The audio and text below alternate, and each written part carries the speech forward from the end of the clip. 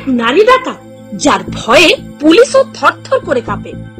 ডাকাতদের জগৎ পুরোপুরি ভিন্ন হয়ে থাকে। যদিও নারী ডাকাতদের ডাকাতির জীবনের সূত্রপাত হয় অত্যাচার বা শোষণ থেকে, তবে অত্যাচারিত সেই নারী পরবর্তীতে ডাকাত হয়ে সমাজে আতঙ্কের প্রতীক হয়ে দাঁড়ায়। এরা বিশেষ করে তাদেরকে হামলা করে যাদের এই সমাজে সর্বশক্তিমান হওয়ার অহংকার থাকে। তবে এমনও কিছু নারী ডাকাত আছে যারা শোষণ এবং আতঙ্কের লিমিট ক্রস করে ফেলেছে। পিনিক পায়ের আজকের ভিডিওতে আপনাদেরকে জানাবো এমনই কিছু কুখ্যাত নারী ডাকাতদের সম্পর্কে। নাম্বার 1, ফুলন দেবী। নারী ডাকাতদের কথা আসলেই তো ফুলন দেবীর নাম আসে সবার আগে। ইনার জীবনী নিয়ে তো ব্যান্ডিট কুইন নামের একটি মুভিও বানানো হয়েছে। এই মুভিতে ফুলন দেবীর জীবনের যে কালো সত্য ও কষ্টের চিত্র তুলে ধরা হয়েছে তা দেখে জনগণের বিবেক প্রশ্নবিদ্ধ হয়ে গেছে যে আসলে কি আমরা একটি সভ্য সমাজে বাস করছি? সমাজের মধ্যে কি আদৌ সত্যতা অথবা ন্যায়ের খানিকটাও অস্তিত্ব বাকি আছে?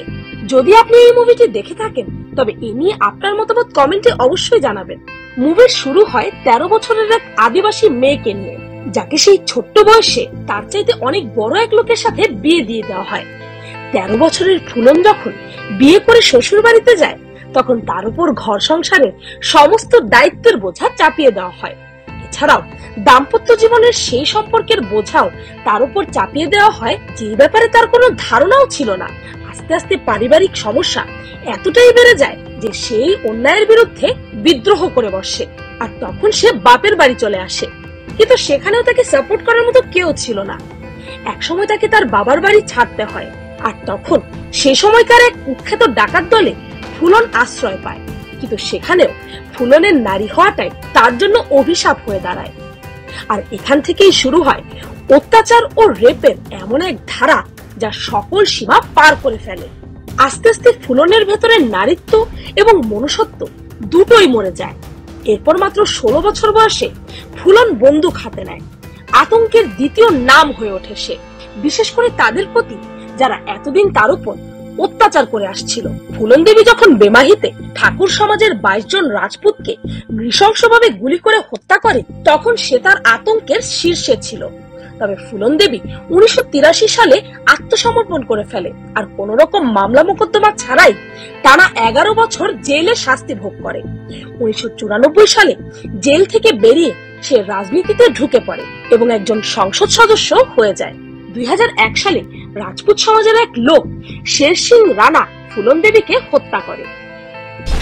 নাম্বার 2, সীমা পরিহার। এটি এমন এক মেয়ের জীবনী যে কিনা খুব অল্প বয়সে এমন এক ব্যাপারের মুখোমুখি হয়ে দাঁড়ায় যেটিকে সে সবচেয়ে বেশি ভয় পেত। ডাকাতদের নাম শুনলেই যে মেয়েটি থরথর করে কাঁপত, একদিন সে ডাকাতদের শিকারে পরিণত হয়ে যায়।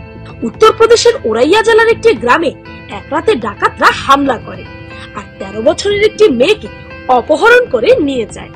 মেয়েটির পরিবার ছিল খুবই গরিব। ডাকাতদের সাথে থাকতে থাকতে তাদের লাইফস্টাইল একসময় মেয়েটির এমনই মনে ধরে যায় যে সে নিজেই একজন ডাকাত হয়ে ওঠে।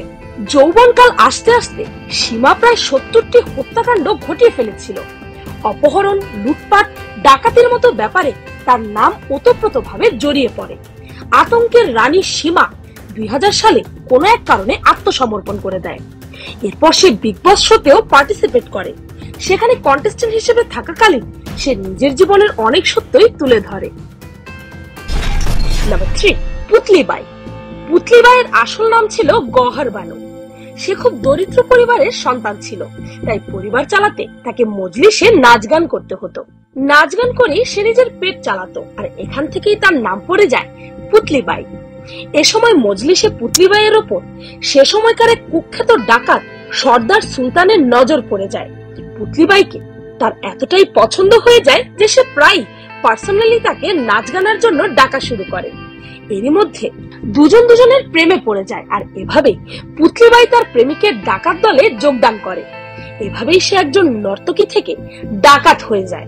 সুলতান ডাকাতের মৃত্যুর পর পুতলি বাই সেই ডাকাত দলের সর্দারনি হয়ে যায়। সে সময় চম্বল গ্রামের মানুষজন পুতলি বাইয়ের আতঙ্কে থরথর করে কাঁপত।